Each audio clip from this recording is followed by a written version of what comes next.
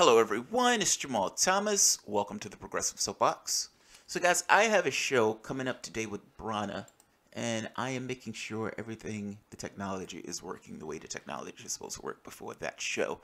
And I guess to give a heads up that we're going to go live in another 30 minutes. It's going to start at 8 o'clock Eastern. Um, in the meantime, before that kicks off, there are a few stories I want to do. And so I'm going to go through these relatively quickly. But that being said, if you're on the live stream, I would say be aware that at 8 p.m. I'm going to go live with Nick Brana, founder of Draft Sanders, one, and now the People's Party. Essentially, they're going with this idea of creating a third party choice for the American public, at least for the lefties. Actually, not even for the lefties, so people in general, because the platform that these guys are going with is the American public. I mean, essentially what the polling and everything else says, they essentially go along with this idea of the polling. So the platform that they've put forward would seem like it's to the left, and then it's at the level of the public itself. But that being said, that's kind of a side point, and that's for 8 p.m. discussion with Nick Brana. In the short term, just a few quick news stories. I thought the story was awesome. This came out in Reuters. North Korea, Pyongyang, the guy who's supposed to be a maniac, rocket man, the guy who's supposed to be out of his mind, the guy who you weren't supposed to be able to talk to, who you can't negotiate with, who's fucking lost it, and is just launching off nuclear bombs just for the sake of not launching off nuclear bombs. That guy, leader of North Korea, Pyongyang, meaning the capital of North Korea, proposed peace talks. They actually wanted to come together to find ways to end the war, the standoff. Because technically, the Korean War has never ended. The United States still has troops on that border. They have a demilitarized zone separating the North and South. But technically, the war's still going on. Let's take a look at the story in Reuters, because I think the story is awesome. And the United States was being grossly irrational in this, meaning the position of the United States was so over the top that there was no way to start peace negotiations. United States rejected North Korea peace talks offer before the last nuclear tests, State Department. Meaning, before they did their last nuclear test, they offered peace talks. Let's end this. Let's end this.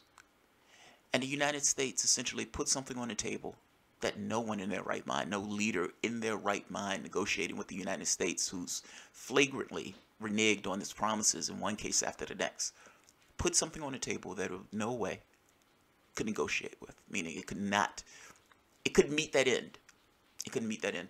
Let's take a look at the story. The United States rejected a North Korea proposal to discuss a peace treaty to formally end the Korean War because it did not address denuclearization on the peninsula, State Department said on Sunday. The State Department spokesman John Kirby made the comment in response to a Wall Street Journal report that the White House secretly agreed to peace talks just before Pyongyang's last nuclear bomb tests. The newspaper, citing U.S. officials familiar with the event, said the Obama administration dropped its condition that Pyongyang take steps to curtail its nuclear arsenal before any peace talks takes place, instead calling for North Korea's atomic weapon program to just be part of the discussion. Pyongyang declined the proposal, and in January 6, nuclear tests ended the diplomatic plans, the newspaper reported. To be clear, it was the North Koreans who proposed discussing a peace treaty, Kirby said in the email statement. We carefully considered their proposal and made clear that denuclearization had to be part of any such discussion. The North Korea rejected our response, he said. Our response to North Korea's proposal was consistent with our long-standing focus on denuclearization. The reason that the United States wants denuclearization because it wants to be able to attack and hurt and injure and kill and maim. And it wants this kind of understanding that ultimately, because we have this $1 trillion military that we can use at a whim, because we have 1% of our population that is isolated from the rest of the population that we use as a club to bash the shit out of other countries who get in our way. If you have a nuclear bomb, we can't abuse you in this way. We don't want you to have nuclear weapons. It hurts us. If both of us have nuclear weapons, you can bite us, and we don't want you biting us in this way. So we want an uneven power exchange. We want an uneven playing field in the way that we interact with you. So when Gaddafi gets ornery, or for whatever reason we want to get rid of Gaddafi, well, if Gaddafi doesn't have a nuclear bomb, we can attack and destroy Gaddafi because ultimately Gaddafi can't do anything about it. Same thing with North Korea.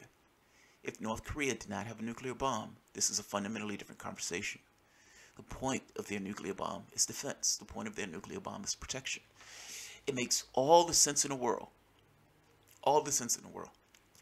If you look at the United States behavior around the globe, particularly in the Middle East, that it will be insane to put your nuclear weapon on the table in any degree of discussion with the United States. Nobody in their right mind would do it. No leader in their right mind would do it.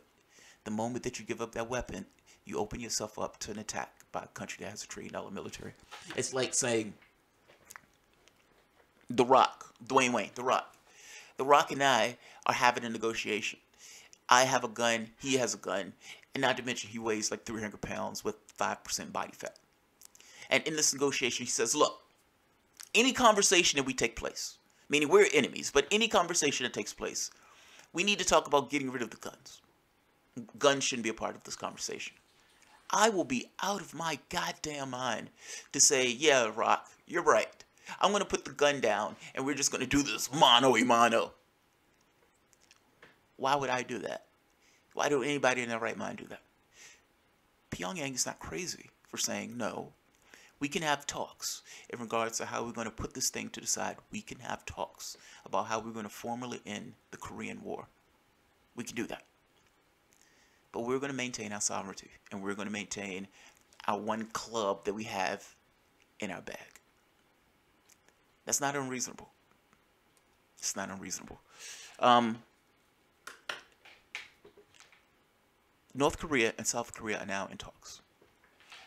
If they can come to some kind of resolution, hopefully they can do so without our intervention in this particular process.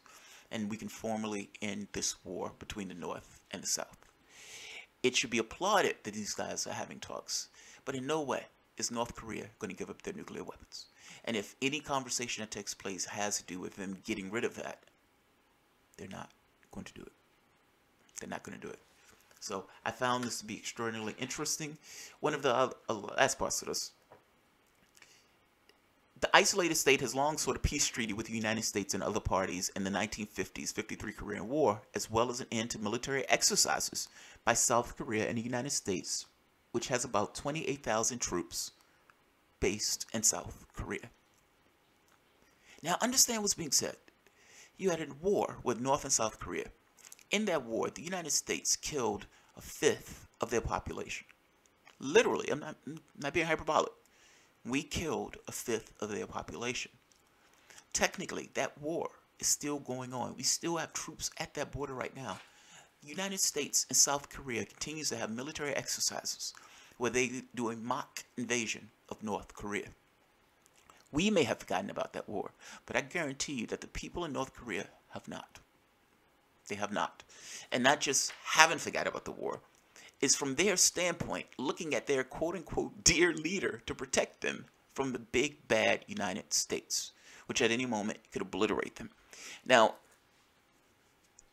if you're talking about peace talks, and if you're talking about getting anything settled, or at the very least you need to start from understanding from their perspective and their point of view.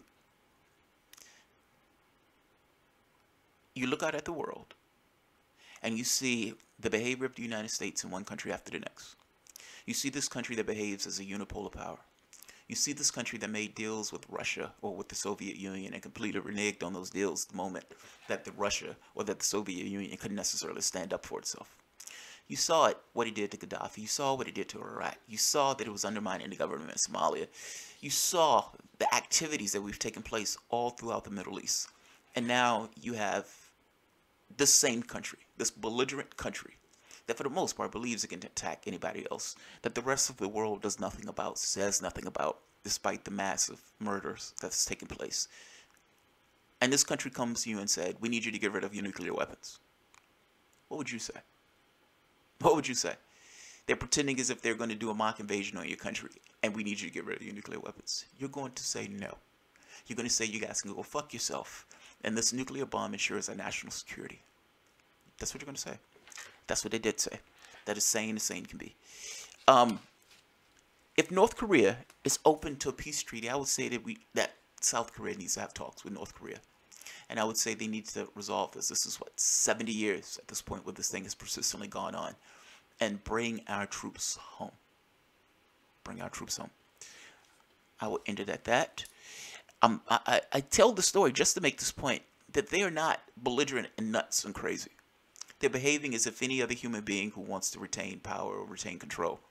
This is nothing to say that I'm saying that their government is awesome. This is not saying that I would like to live in North Korea. This is not saying that the person in North Korea is a good guy. None of that. I'm just saying he's a human being and he's behaving as other human beings behave when pressure is applied upon them and when they're trying to maintain their position.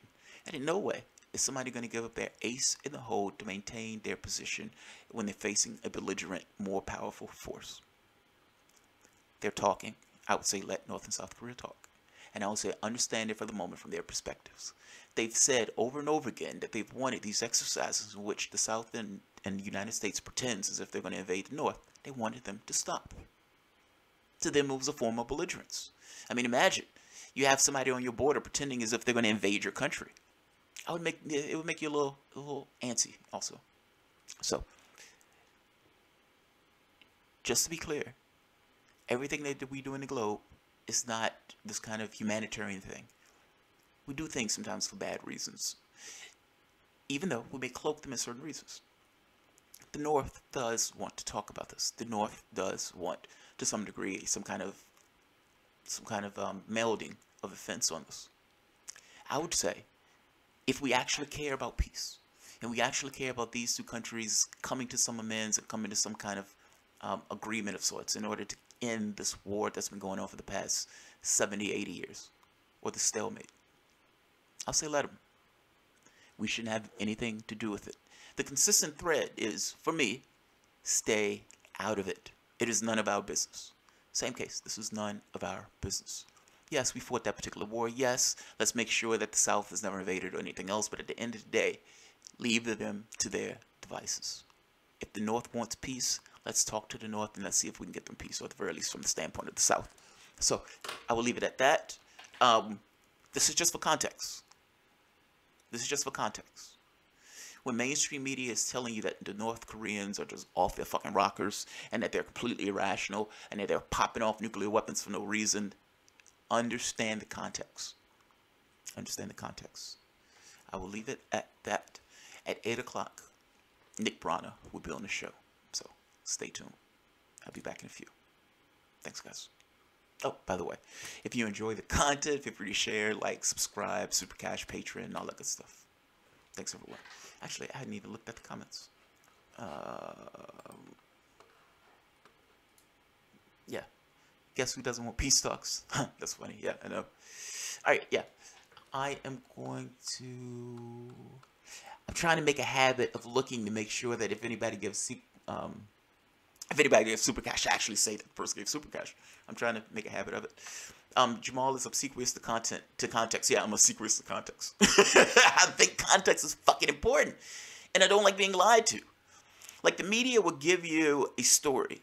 They give you a perspective on that story.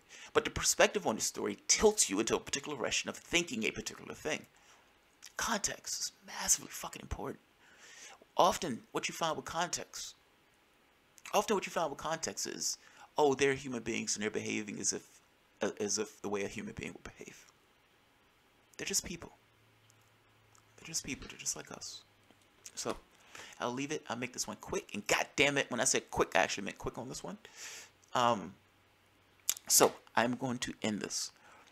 The North and South Korean war, yes, that war can be ended. We need to stay out of it. Yes, protect South Korea, but at the end of the day, leave those two countries to their devices and let those two countries work that shit out.